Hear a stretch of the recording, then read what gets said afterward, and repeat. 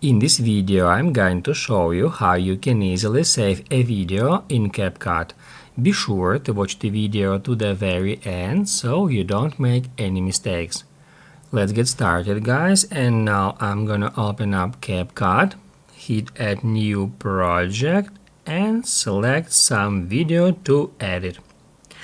Then we can edit that video. Let's say I would like to add some filter here. I can select that one or that one, for example. And now we can save this video in two different ways, as a project or as a video. If we save it as a project, it will only be saved in the Capcut application, and then we can go back to edit it at any time. To do that, all we have to do is just tap at this cross at the top left. It says Save to Project. Here is that project. We can get into it to continue editing that video. However, guys, if you want to save the video as a file, you need to click right here at that arrow at the top right.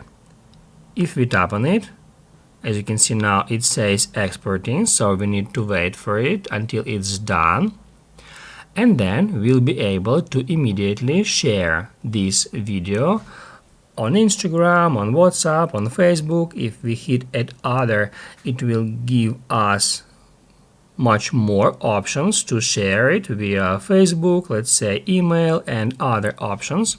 However, the video file is already saved to our camera roll, so now I can just head over to Photos, where I can easily find the video file I have just exported, and then we can share it manually from here. If this video helped you out, don't forget to hit the like button.